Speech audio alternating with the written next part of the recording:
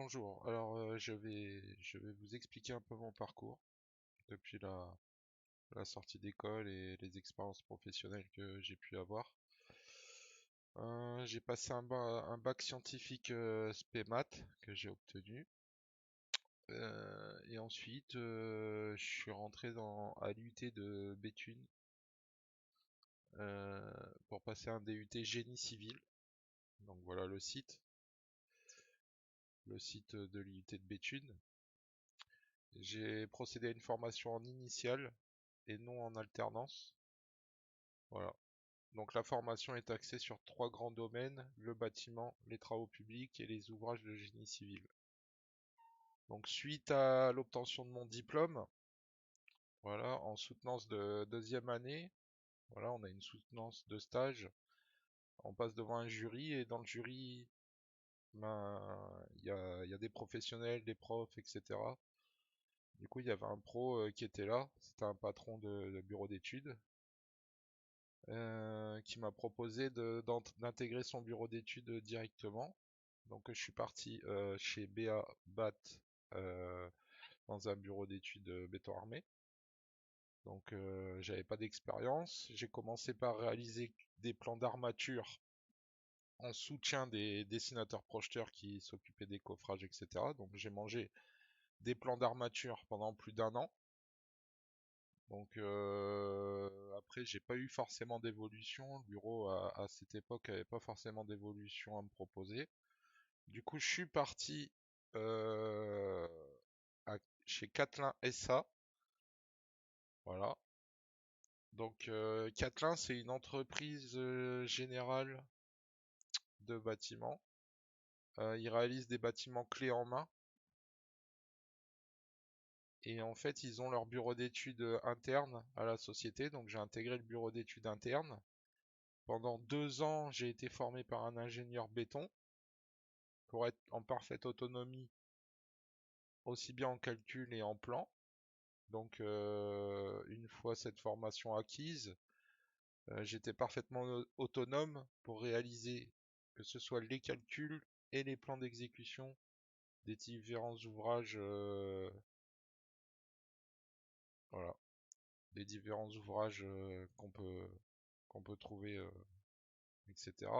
Ensuite, bon, je suis resté quasi 4 ans là-bas. Ensuite, je suis parti dans un autre bureau d'études, bureau d'études béton armé, CETIS, voilà,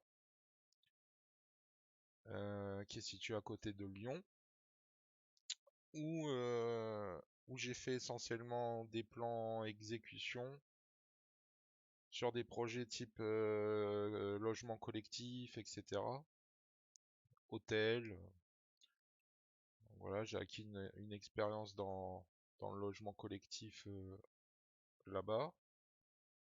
Ensuite, j'ai décidé de repartir dans un autre bureau d'études qui m'a débauché de Cetis chez Soteco. Voilà, là-bas j'étais responsable de la cellule dessin. Du coup, c'était moi qui étais en charge des projets logement collectif. Donc j'ai réalisé des gros projets sur Aubervilliers, etc. dans la région parisienne. Des projets allant de 200 à 300 logements. Euh, voilà. Donc je suis resté 1 an et demi et ensuite en fait comme je m'entendais bien avec le gérant de cette boîte, j'ai décidé de créer ma propre structure. Donc j'ai créé ma propre structure en tant que projeteur, dessinateur projeteur béton armé. Donc j'avais pris une forme de SARL où j'ai travaillé 4 ans donc à mon compte en tant que gérant. Mais mon travail consistait essentiellement à de la sous-traitance. Donc sous-traitance avec des bureaux d'études, sous-traitance avec des entreprises générales, avec des groupes, Eiffage, j'ai travaillé avec Eiffage, Spi Batignolles, voilà, et puis tous les gens que j'ai pu connaître dans mon expérience professionnelle avant ça. Donc faut savoir que gérant d'une société c'est très compliqué, c'est beaucoup de choses à gérer, voilà.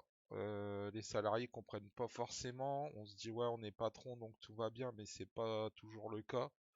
Faut savoir que parfois, ben, on a des difficultés à faire payer les factures. Il y a des décalages. Enfin, c'est vraiment compliqué. C'est beaucoup de contraintes, vraiment beaucoup de contraintes à gérer une entreprise. Donc moi, j'ai fait ça pendant 4 ans et j'en ai eu un peu marre. C'est beaucoup trop de soucis. C'est beaucoup de soucis, beaucoup de stress, etc. Du coup, je suis reparti après ça dans un bureau d'études, un gros bureau d'études, le plus gros que j'ai fait jusqu'à maintenant, c'est le bureau Plantier qui se situe à côté d'Annecy. C'est un très gros bureau d'études où j'ai été responsable chargé d'affaires. Je réalisais des gros projets de construction. Ça, c'est le site, hein, du coup. Donc, c'est un gros bureau. Aujourd'hui, moi, j'y suis plus, hein, mais c'est un bureau où il y a une grande équipe. Voilà, il y a plus de 50 personnes au sein du bureau, avec tous les équipements, etc. Donc là-bas, j'étais responsable chargé d'affaires.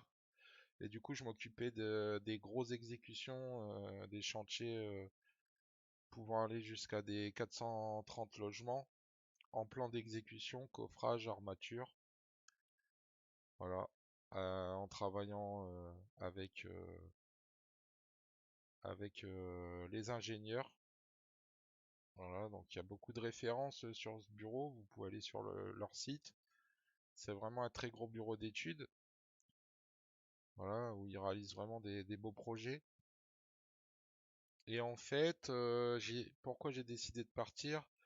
Parce que j'ai eu une offre, une proposition sur la création d'un bureau d'études. Je vais pas vous indiquer le nom aujourd'hui, j'ai envie de garder ça confidentiel pour l'instant. Actuellement, ça fait 3 ans que je suis dans ce nouveau bureau d'études. Du coup, je suis responsable des affaires en collaboration avec le gérant de la boîte. C'est moi qui gère tout ce qui est planning. C'est moi qui gère les plannings des employés.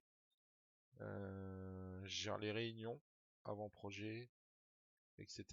Je gère les exécutions, le relationnel avec les entreprises de gros œuvres. Donc je suis devenu responsable avec toute cette expérience que j'ai pu acquérir.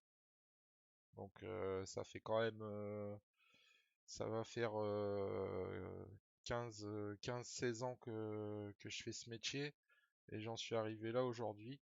Donc aujourd'hui j'ai 37 ans et je suis responsable d'un bureau d'études de la structure Dessin et ça fait maintenant 3 ans. Donc voilà pour vous résumer un peu mon parcours et, euh, et puis voilà, si vous avez des questions, il faut pas hésiter à me laisser des commentaires dans cette vidéo et, euh, et moi je prendrai contact avec vous si vous avez besoin d'informations, si vous êtes étudiant, si vous êtes professionnel. Voilà, il n'y a pas de souci, on réalise tout type d'études aujourd'hui. Et puis dans cette chaîne, je vous présenterai en gros comment devenir un bon dessinateur projeteur quand vous n'avez pas l'expérience, si vous voulez apprendre, etc. Et puis je vous parlerai des autres métiers qui interviennent aussi. Parce qu'à savoir que nous on fait peut-être le béton armé, mais faut prendre en compte beaucoup de corps d'état, les menuiseries extérieures, enfin il y a beaucoup de choses à prendre en compte, les étancheurs qui nous donnent leurs détails, à intégrer sur nos plans, enfin tout ça je vous expliquerai au fur et à mesure de vidéos qui aura sur la chaîne. Voilà, j'espère que ça peut vous plaire, j'espère qu'on sera nombreux. Je réaliserai peut-être aussi des lives de temps en temps pour échanger directement avec vous pendant ces lives. Comme ça, il y aura un échange.